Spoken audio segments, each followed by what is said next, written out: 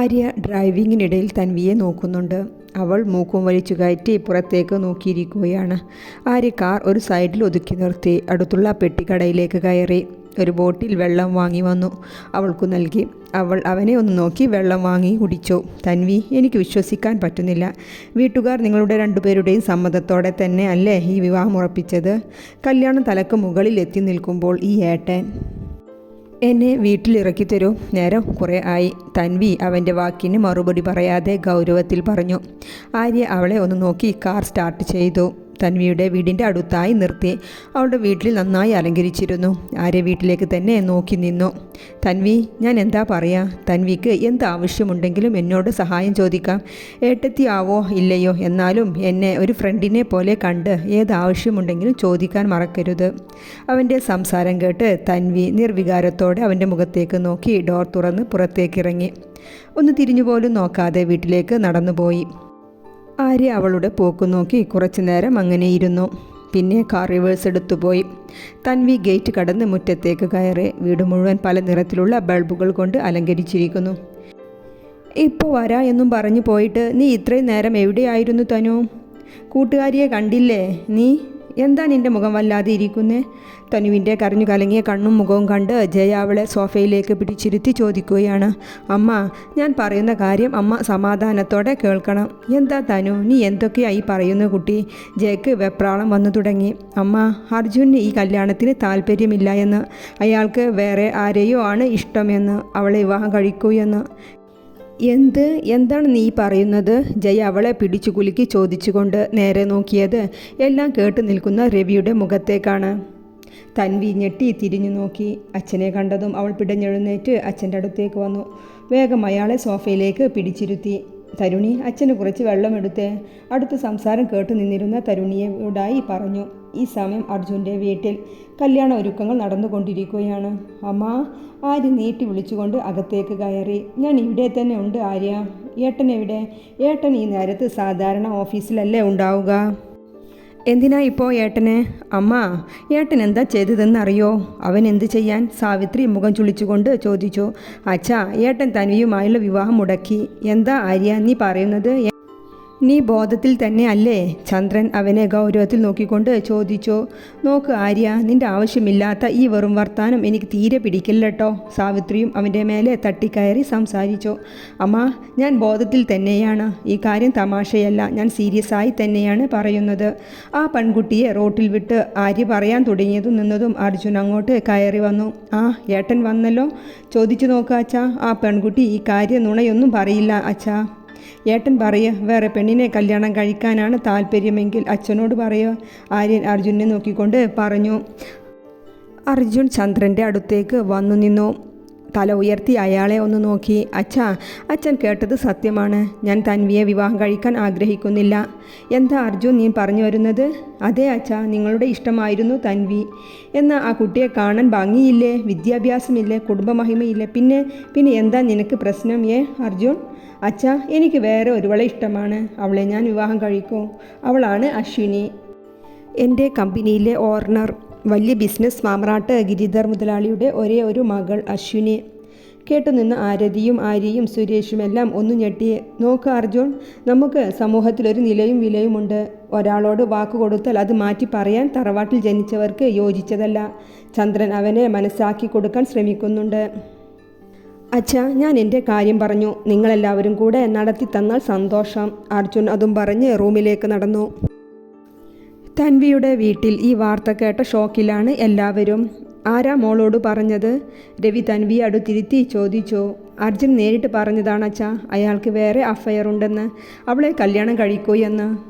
മോനെ, അമ്മ പറയുന്നതൊന്ന് മനസ്സിലാക്ക്. അച്ഛൻ എങ്ങനെ തൻവിയുടെ കുടുംബത്തിൻ്റെ മുഖത്തേക്ക് നോക്കും? എൻ്റെ കുഞ്ഞ് ഒന്ന് സ്വസ്ഥമായി ചിന്തിക്ക്. സാവിത്രി അവൻ്റെ റൂമിലേക്ക് വന്നതാണ് അവൻ്റെ തീരുമാനത്തിൽ നിന്ന് പിന്തിരിപ്പിക്കാൻ വേണ്ടി.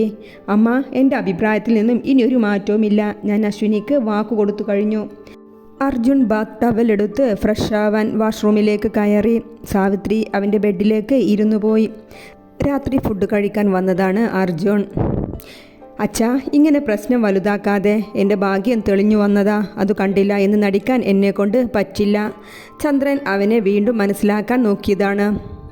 ഓഹോ, നീ തുറന്നു പറയ് അർജുൻ. ആ കോടീശ്വരൻ്റെ സ്വത്ത് കണ്ട് കണ്ണ് മഞ്ഞളിച്ചതെന്ന് ചന്ദ്രൻ അവനെ പുച്ഛിച്ചുകൊണ്ട് പറഞ്ഞു. അച്ഛൻ എന്തു കരുതിയാലും പ്രശ്നമില്ല. ജീവിതത്തിൽ എനിക്ക് മുന്നേറാനുള്ളൊരു അവസരം കിട്ടിയതാണ്. അത് നഷ്ടപ്പെടുത്തി കളയാൻ ഞാൻ തയ്യാറല്ല. എനിക്ക് വിശ്വസിക്കാൻ പറ്റുന്നില്ല അർജുൻ, നീ ഇത്രയും തരം താഴ്ന്നു എന്ന്. എനിക്ക് നിന്നെ ഓർത്ത് ലജ്ജ തോന്നുന്നു. അച്ഛനെ പോലെ ആയുസ് മുഴുവനും ഈ മിഡിൽ ക്ലാസ് ജീവിതം ജീവിക്കാൻ എനിക്ക് പറ്റില്ല. അച്ഛനെ പോലെ സർക്കാർ ജോലിയിൽ കിട്ടി എണ്ണിച്ചുട്ട അപ്പം പോലെ ജീവിതം ചിലവ് നടത്തി എനിക്ക് ജീവിക്കാൻ ആഗ്രഹമില്ല. ഇത് എനിക്ക് വേണ്ടി മാത്രമല്ല അച്ഛാ, നമ്മുടെ കുടുംബത്തിന് മുഴുവനും ഗുണം ചെയ്യും ഈ വിവാഹം. അർജുൻ്റെ സംസാരം എല്ലാം കേട്ടുകൊണ്ട് ആര്യ കൈകെട്ടി ഒരു സൈഡിൽ നിൽക്കുന്നുണ്ട്. തരുണി, നീ എന്ത് നോക്കി നിൽക്കുക? പോയി ഒരുങ്ങി വാ. ബ്യൂട്ടീഷ്യൻ മൈലാഞ്ചിടാൻ വെയിറ്റ് ചെയ്യുന്നു. തൻവി എല്ലാവരെയും ഉഷാറാക്കാൻ നോക്കുകയാണ്. അമ്മ, ഇങ്ങനെ സങ്കടപ്പെടല്ലേ, ആളുകളെല്ലാവരും വന്നു തുടങ്ങി. തരുണിയോട് വേഗം ഒരുങ്ങാൻ പറയുക. നമ്മൾ ഒന്നിച്ച് ഒരുങ്ങി മൈലാഞ്ചിട്ടിരിക്കാൻ തീരുമാനിച്ചതല്ലേ തനു? നീ ഇല്ലാതെ എനിക്കൊരു ആഘോഷവും വേണ്ട. തരുണി ഒരുങ്ങാൻ തയ്യാറാവാതെ ഇരിക്കുകയാണ്. അർജുൻ, നിന്റെ അഭിപ്രായത്തിൽ മാറ്റമില്ലേ? ഇല്ല അച്ഛാ, ഞാൻ തീരുമാനിച്ചു കഴിഞ്ഞതാണ്. ശരി, എന്നാൽ നീ ഈ വീട് വിട്ട് ഇറങ്ങണം. ചന്ദ്രേട്ട, എന്തൊക്കെയാ? സാവിത്രി എനിക്ക് ആരുടെ വർത്തമാനവും കേൾക്കണ്ട. അവളുടെ സംസാരം മുഴുവനാക്കാൻ സമ്മതിക്കാതെ ചന്ദ്രൻ തടഞ്ഞു. എന്നെ ഈ വീട്ടിൽ നിന്ന് പറഞ്ഞു വിട്ട് അച്ഛൻ എങ്ങനെ ജീവിക്കും? അടുക്കള ചിലവ്, കറണ്ട് ബില്ല്, അച്ഛൻ്റെയും അമ്മയുടെയും മെഡിസിൻ എല്ലാം ഈ ആര്യനെ കൊണ്ട് സാധിക്കുമോ? അത് ചിന്തിച്ച് നീ വിഷമിക്കണ്ട.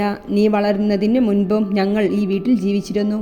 അച്ഛാ, അച്ഛന് ബുദ്ധിമുട്ടാണെങ്കിൽ ഞാൻ തന്നെ രവി അങ്കിളിനോട് പറയാം ഈ കല്യാണത്തിന് താല്പര്യമില്ല എന്ന്. അച്ഛൻ നാണക്കേടുണ്ടാക്കാതെ വിധം. വേണ്ട അർജുൻ, നിന്നെപ്പോലെ ഒരു മോനെ ഞാൻ വളർത്തിയിട്ടില്ല എന്ന് കരുതിക്കൊള്ളാം. ഓക്കെ അച്ഛാ, ഈ കുടുംബം വിട്ട് ഞാൻ ഇറങ്ങുന്നില്ല. മറിച്ച് നിങ്ങളാണ് എന്നെ ഇറക്കി വിടുന്നത്. എന്നെ എന്ന് വേണമെന്ന് തോന്നുന്നോ അന്ന് എൻ്റെ അടുത്ത് വരാം. അർജുൻ അതും പറഞ്ഞ് റൂമിലേക്ക് പോയി. അവൻ്റെ സാധനമെല്ലാം എടുത്ത് പുറത്തേക്ക് പോന്നു. മോനെ നിൽക്ക്. സാവിത്രിയെ, ഈ പടി നീ ഇറങ്ങിയാൽ തിരിച്ചകത്തേക്ക് കയറരുത്. അർജുൻ്റെ പിന്നാലെ പോയ സാവിത്രിയോട് ചന്ദ്രൻ വിളിച്ചു പറഞ്ഞു. സാവിത്രി കണ്ണു നിറച്ച് അവൻ്റെ പോക്ക് നോക്കി നിന്നു. തൻവിയുടെ നിർബന്ധത്തിന് തരുണി ഒരുങ്ങിയിറങ്ങി. അവർ ഒന്നിച്ച് പ്ലാൻ ചെയ്ത പോലെ തന്നെ പാട്ടും ഡാൻസുമായി ആ രാത്രി അവർ ആഘോഷിച്ചു. 2 മക്കളുടെ വിവാഹം എന്ന് പറഞ്ഞ് ഒരാളുടെ മാത്രം മെഹന്തി കല്യാണം കണ്ട ആളുകൾ മുറുമുറുക്കുന്നതൊന്നും അവർ ശ്രദ്ധിച്ചതുമില്ല. എല്ലാം ഒന്ന് ഒതുങ്ങിയതും തൻവി അച്ഛൻ്റെ അടുത്ത് വന്നിരുന്നു. എൻ്റെ മോള് ഒന്ന് കരയുക. ഇങ്ങനെ സങ്കടം പിടിച്ചു വെച്ചാൽ എൻ്റെ കുഞ്ഞിൻ്റെ ഹൃദയം പൊട്ടിപ്പോകും. രവി അവളെ ചേർത്ത് പിടിച്ചുകൊണ്ട് പറഞ്ഞു. ജയ്യും അവളുടെ അടുത്ത് വന്നിരുന്നു. എന്തൊക്കെ കണ്ടീഷനായിരുന്നു അല്ലേ അച്ഛാ? എനിക്ക് പഠിച്ചവൻ വേണം, വലിയ ജോലി വേണം, അങ്ങനെ വേണം, ഇങ്ങനെ വേണം എന്നൊക്കെ ആയിരുന്നു. എല്ലാം വെറുതെയാണ് അച്ഛാ. ഇപ്പോൾ വന്നവന് ഇതെല്ലാം ഉണ്ടായിരുന്നല്ലോ. എന്നിട്ടോ ഞാനാണ് മണ്ടി അച്ഛാ. അന്നേ ഞാൻ അയാളെ വേണ്ട എന്ന് പറയണമായിരുന്നു. അയാളുടെ വീട്ടിലേക്ക് നമ്മൾ പോയ അന്ന് എൻ്റെ അച്ഛനെയും അമ്മയെയും നമ്മളെ ഒന്നും ഒരു വിലയും തരാതെ ഒരു വാക്ക് സംസാരിക്കാതെ അയാൾ പോയില്ലേ? അന്നേ ഞാൻ വേണ്ട എന്ന് വെക്കണമായിരുന്നു. എനിക്കൊരു സങ്കടവുമില്ല അച്ഛാ. ഈ സ്വഭാവമുള്ള അയാൾ കല്യാണം കഴിഞ്ഞിട്ടാണ് ഇങ്ങനെ ചെയ്തിരുന്നെങ്കിൽ അതിൽ നിന്നെല്ലാം നമ്മൾ രക്ഷപ്പെട്ടില്ലേ അച്ഛാ? വാ അച്ഛാ, നമുക്ക് ഒന്നിച്ച് ഭക്ഷണം കഴിക്കാം. അവരെല്ലാം വിളിച്ച് പന്തലിലേക്ക് നടന്നു. കാര്യം എന്തായാലും പെൺകുട്ടികൾക്കാണ് എപ്പോഴും പേരുദോഷമുണ്ടാവുക. ഇനി തൻവിക്ക് നല്ല വല്ല കാര്യവും കിട്ടുമോ?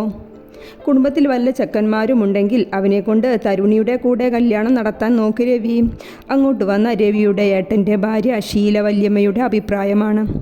ഏട്ടത്തി, അതൊന്നും ആലോചിച്ച് വിഷമിക്കണ്ട. എൻ്റെ കുഞ്ഞിനെ അച്ഛൻ ജീവിച്ചിരിപ്പുണ്ട്. ആരുടെ മുന്നിലും എൻ്റെ കുഞ്ഞിനെ ഞാൻ കാഴ്ചവസ്തു ആക്കാൻ ആഗ്രഹിക്കുന്നില്ല. രവി ഗൗരവത്തിൽ തന്നെ പറഞ്ഞു. ഓ, വല്യമ്മ മുഖം കോട്ടി എഴുന്നേറ്റുപോയി. സാവിത്രി, വേഗം ഒരുങ്ങിയിറങ്ങ്. ഞാനില്ല ചന്ദ്രേട്ട, എനിക്ക് അവരുടെ മുഖത്ത് നോക്കാൻ വയ്യ. നീ ഇങ്ങനെ ഒഴിഞ്ഞു മാറല്ലേ. നമ്മുടെ മോൻ ചെയ്ത തെറ്റിന് അവരുടെ കാലു പിടിച്ച് മാപ്പ് പറയണമെങ്കിൽ അങ്ങനെയും ചെയ്യേണ്ടി വരും. വേഗം വാ, എന്നെ ദേഷ്യം പിടിപ്പിക്കല്ലേ. അവർ ആ രാത്രി തന്നെ തൻവിയുടെ വീട്ടിലേക്ക് പുറപ്പെട്ടു. രവി, നീ ഞങ്ങൾക്ക് മാപ്പ് തരണം. അർജുൻ അവൻ്റെ ഇഷ്ടം ചോദിച്ചു തന്നെയാണ് ഈ വിവാഹം ഞങ്ങൾ തീരുമാനിച്ചത്. എന്നിട്ടും അവൻ ഇങ്ങനെ ഒരു ചതി ചെയ്യുമെന്ന് ഒരിക്കലും കരുതിയില്ല.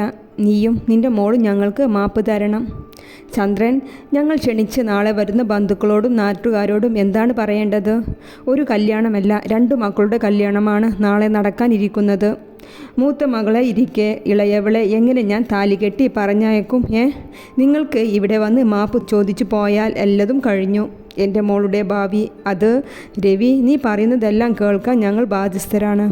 അച്ഛാ, താര രവിയെ വിളിച്ച് അവരുടെ അടുത്തേക്ക് വന്നു. ഇവരുടെ കാർ ഗേറ്റിൻ്റെ അടുത്ത് നിന്ന് മാറ്റി കൊടുക്കാൻ പറയുന്നുണ്ട്. ആ, ഞാൻ മാറ്റിയിടാം. ആര്യ പെട്ടെന്ന് എഴുന്നേറ്റ് മുറ്റത്തേക്ക് നടന്നു. തൻവി ടെറസിൻ്റെ മുകളിൽ ചാരിപ്പടിയിൽ ഇരിക്കുന്നുണ്ടായിരുന്നു. ആര്യനെ ഗേറ്റിൻ്റെ അടുത്തേക്ക് പോകുന്നത് അവൾ കാണുന്നുണ്ട്. പെട്ടെന്ന് എന്തോ ഓർത്ത് തീരുമാനിച്ച പോലെ അവൾ മുറ്റത്തേക്ക് ഇറങ്ങിച്ചെന്നു. ആ, തൻവി, സുഖമല്ലേ? ആര്യ തൻവിയെ കണ്ടതും അവളുടെ അടുത്തേക്ക് വന്നുകൊണ്ട് ചോദിച്ചു. ആര്യ, നിനക്ക് എന്നെ കല്യാണം കഴിക്കാൻ പറ്റുമോ? തൻവി അവൻ്റെ ചോദ്യത്തിന് മറുപടി പറയാതെ ഒറ്റ ചോദിക്കലായിരുന്നു. ആര്യ ഒന്ന് ചുറ്റും നോക്കി. പിന്നെ മനസ്സിലാവാതെ അവളെ തന്നെ നോക്കി. ആര്യ, ആ, തനിക്ക് താൻ എന്താ പറഞ്ഞത്? എനിക്ക് മനസ്സിലായില്ല. അവൻ കേട്ടത് ശരി തന്നെയാണോ എന്ന രീതിയിൽ അവളോട് ഒന്നുകൂടി ചോദിച്ചു. ആര്യ അല്ലേ പറഞ്ഞത് നമ്മൾ ഫ്രണ്ട്സാണെന്ന്? എന്ത് ആവശ്യമുണ്ടെങ്കിലും ചോദിക്കാമെന്ന്. എൻ്റെ അച്ഛൻ്റെയും എൻ്റെ അനിയത്തിയുടെയും അഭിമാനം ഞാൻ കാരണം ഇല്ലാതാവരുത്. എനിക്ക് ഈ സഹായമാണ് നിൻ്റെ അടുത്തു നിന്ന് വേണ്ടത്.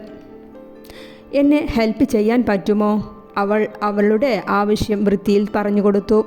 ആര്യ എന്ത് പറയണമെന്നറിയാതെ അന്താളിപ്പോടെ ചുറ്റും നോക്കി. പിന്നെ അവളെയും.